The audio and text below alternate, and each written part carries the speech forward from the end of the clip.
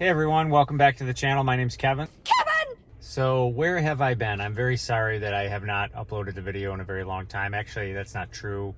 I uploaded some music videos, or just videos of me playing some music. I think one with my wife singing along with me.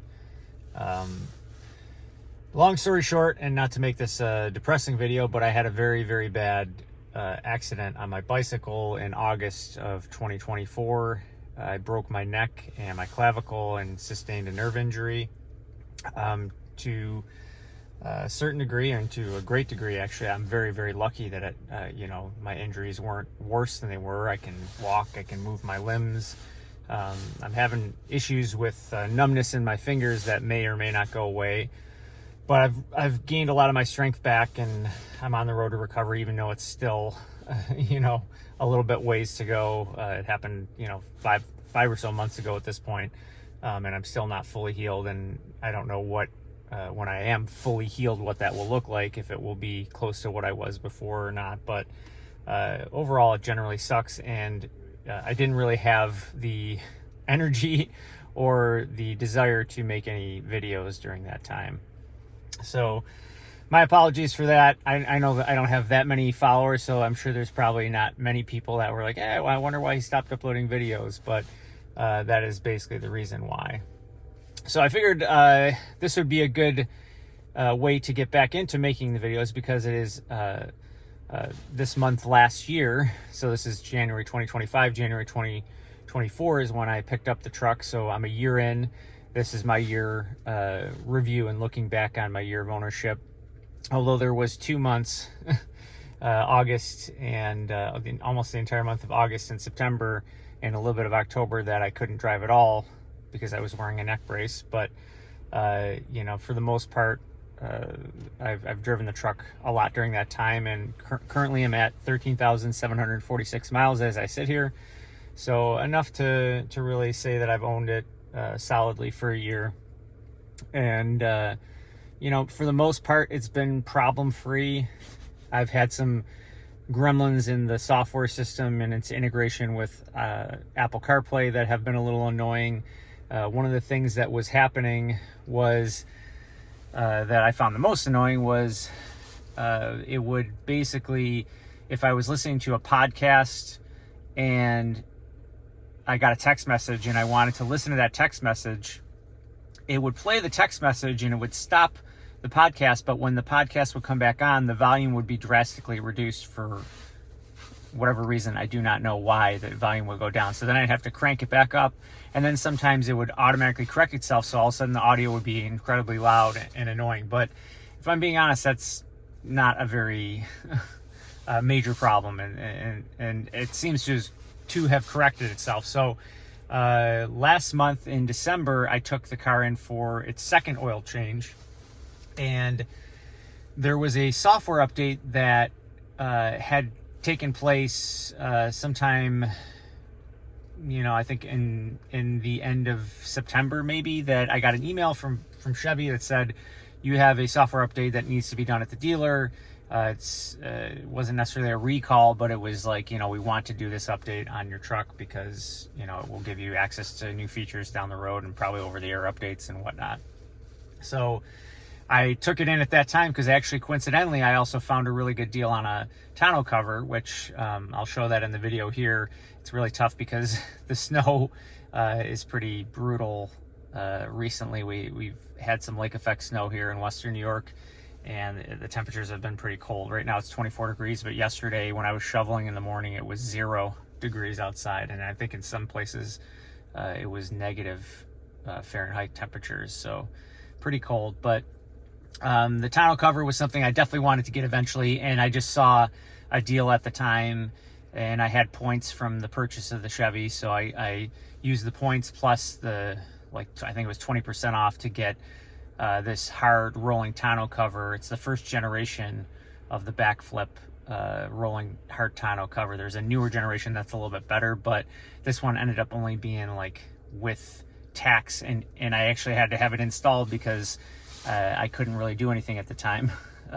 Physically, I couldn't lift certain weights or whatever because I had to have surgery on my clavicle, and they made sure that I didn't lift weights over 10 pounds for 3 months. So even with installation, all told, it was around $800 for that tonneau cover, which I thought was a pretty good deal. And so far it's been great. It doesn't keep as much water out of the bed of the truck as the one I had on my F-150. That was a different, I forget what the brand was. You can look back at my old videos and see what the brand was, but that one seemed to be a little bit better and more airtight. And maybe this one has to do with the fact that someone else installed it. Maybe they didn't take as much care as maybe I would have if I went in and installed it. You know, I haven't really looked it over too much for exactly what they did, because honestly, it's, you know, I haven't really been lifting things in and out of the bed recently.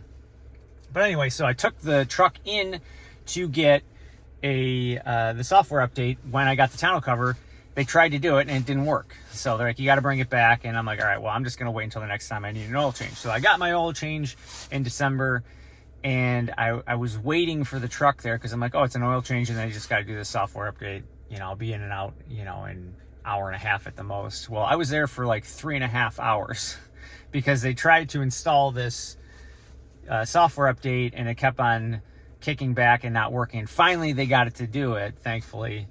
They actually gave me a free oil change. I was going to have to pay for that second oil change, but they said, no, you can, we'll pay for it because you had to wait so long for it, which was kind of nice.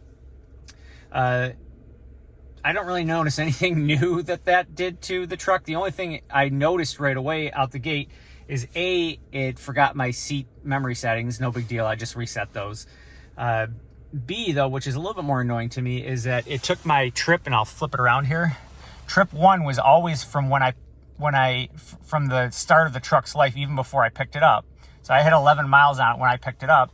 But this number here, the average MPGs for the entire, that's not really focusing, there you go. All the life of the truck was saying 18 miles per gallon, and it reset when they did that software update. So you can see on this tank of gas, I'm getting very bad fuel economy, but I think it's because I've done a lot of pre-starts of the truck because it's so darn cold outside. I don't normally, you know, do those automatic starts to warm up the truck too many times, even in the winter when it's like, you know, 30, 40 degrees outside, but it's been like, you know, in the teens. And obviously yesterday, like I said, it was 0, and that really sucks the fuel economy down. And I didn't buy this truck, you know, for the fuel economy, but if I'm being honest, the hand calculation does not show 15.4. This is just because since it reset last month, it's been winter and I've been doing a lot of those starts, and, you know, there's been a lot of snow, and I'm in 4x4 more frequently, which is going to suck a little bit more gas. So for the most part, when I'm driving the truck around, it gets way better fuel economy, especially in nicer weather. And when I'm only in too high, it doesn't obviously demand as much fuel economy. The Fuely app that I use, hand calculated over the life of the truck for me, is now at 17.9. It was over 18 before we entered the winter, but clearly I'll see a little bit of a bump, but it's gonna probably come back over 18 when I head back into the nicer weather and there's less of all this white stuff around. So yeah, for the most part, truck's been great. I mean, I've talked about before in other videos not liking the wireless charger. The software update did not fix that. It does not work any better. Even with my case off on my iPhone, it's like, that's the one thing I don't understand is, like, I have an iPhone. It's not like a non-common phone. I mean, like, even if it was an Android, a lot of those are common phones. You think they would design these to charge those pretty well, or at least charge them well with a case on, because the majority of people are going to be using their phones with a case, or even without a case. Why wouldn't it work without a case? It's just a bad charger, and it's almost like they threw this in here to say that it was a feature that a lot of people are looking for, but it was the cheapest one that they could throw in here just to say on paper that they had it on there to entice people to go, ooh, it has a wireless charger. So I don't really use that. I mean, occasionally I throw it in there, and occasionally I'm like, oh, it's actually hooked up and works. But usually there's a little icon that comes up on here. It goes green under phone in the center there when it's charging, right in the center there. But I have Bluetooth disabled right now because I tried to record this video last month to try and get back into it. And it must have been because the phone was hooked up to Apple CarPlay. It didn't record any of the audio for the video. So I wanted to make sure that I didn't have to do this a third time. So I'm not hooked up to that right now. But anyway, the little icon in the center there usually is like orange, meaning that it's not actually hooked up and charging here. So I have this cord, you know, I do it the old-fashioned way, which is not that big of a deal, and works better just to keep my phone charged. It's still wireless Apple CarPlay, which is nice, but it would be nice if the wireless charger worked so it was truly a wireless system altogether. I don't like the fact that the truck is a mid-size truck, because I was coming from a full-size truck, and I think for me the utility of having just the inside cabin and the space of the center console was worth it. You know, I was using it all the time, the space, and then the F-150 had the interior work surface here. You can see this is packed to the gills here, and I have to stuff it closed every time I want to. And it doesn't always latch because I'm trying to put too many things into it. But, you know, I liked the cavernous center console in the F-150, and then the work surface that flipped over. And then even the back seat area was way more usable. I could go back there, and because it was a flat floor all across, I could technically lay down on the floor. I could slide things across the floor. This has got a little centered hump in it because of, obviously, the drive shaft. But, you know, it's the interior of this is like basically like, I don't know, a mid-size SUV. I think that there's some SUVs that I've had in the past that have maybe been felt even slightly bigger than this. So I like the fact that it's a truck and it feels like you're driving a truck, which is a good thing to me, because it's the feeling that a lot of us seek when we're, you know, once we've gotten a taste of driving a truck. So it scratches that itch, but in terms of the utility inside the cabin, it's not that great. The bed has been fine for me because it's smaller than a full-size truck bed, but it's not so small that it's not usable. I could still put a bike back there and stuff like that, so that's nice. Really the only bad thing, a couple bad things have happened, is on the end of the door here, the driver's side door. I don't know what had happened. There's a little paint that chipped off the edge of it. And then also, because I live in a city, and a consequence of living in a city, I park close to my neighbor's house because the houses are very close together, and it's winter, and a piece of ice fell off of my neighbor's house onto the hood of my truck and dented it a little bit, as you'll see in the video here, which is a minor dent, but I can see it where I'm sitting right now, and it's constantly there and annoying me. And it's one of those things that I'll eventually look into seeing if they could fix it. But usually stuff like that, even though it looks minor, is, you know, $500-600 at the very minimum, if they don't say that they have to replace the hood altogether, which would be, you know, I don't know what I would do at that point in time. But yeah, I mean, overall the truck has been great in terms of it starts every time I want it to start, and I'm in and out of it a lot for work, so it's starting and stopping all day. The fuel economy is a little bit better than what was on the Monroney sticker, so like that's not been disappointing in any way, shape, or form. In the snow, and I've driven in some pretty gnarly whiteout conditions recently, where, you know, you're literally like up against the windshield trying to see things.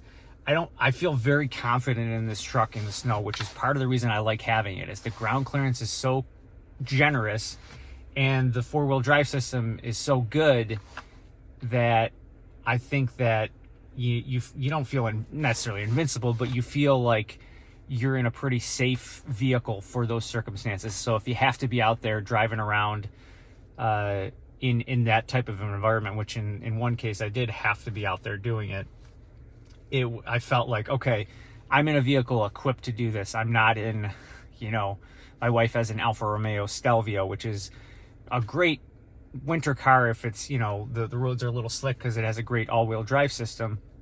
But if there's any sort of, you know, buildup of snow, it runs a risk of high centering, whereas this truck will, you know, that would have to be a lot of snow for that to happen. And even where I am right now, I'll kind of show, you can see there's some pretty deep snow here that I drove into Whereas if I saw this snow, you know, and I was in my wife's car, there's no way I would have entered this little parking area with this level of snow. I would get stuck, and I would have to call someone to get me out of it. But I know that me just sitting here right now, I'll be able to get out of it. I'm in 4 high right now, even if I have to go into 4 low if I'm somehow stuck from just sitting here. But yeah, so anyway, I've blabbed on for long enough. If you have any questions about this truck that, you know, from my perspective, I might be able to share at this point in time, having owned it for a year, put those down in the comments. If you have it in your heart, I'm trying to grow the channel this year, because the idea is that I maybe get back to making some more regular videos, because I had been doing that at least once a week before my little accident there, well, big accident. And the channel was growing, and my hope is to grow the channel a little bit more, and then maybe eventually, you know, get a different truck and review that as well too. That's the idea, but I can't do that without your guys' help. So if you could like and subscribe, that would be super cool. I'd appreciate it. You know, I'm basically, I don't know what else I'm going to make videos on at this point in time, other than maybe, you know, I can show you a little bit of winter driving dynamics if there's another storm. I think we're going to be expecting some more snow here in the next couple of days, so I might go out and drive around and show you what it's like as I'm driving around in some deep snow on the roads, because technically right now there's enough snow where I'm at right now to show you that, but it's just a small little parking area. Most of the roads that have been cleared since our last storm, so it wouldn't be too exciting watching me drive around on paved roads, or plowed roads rather. Of course they're all paved. But anyway, that's all I've got for you this week. I will see you guys in the next video.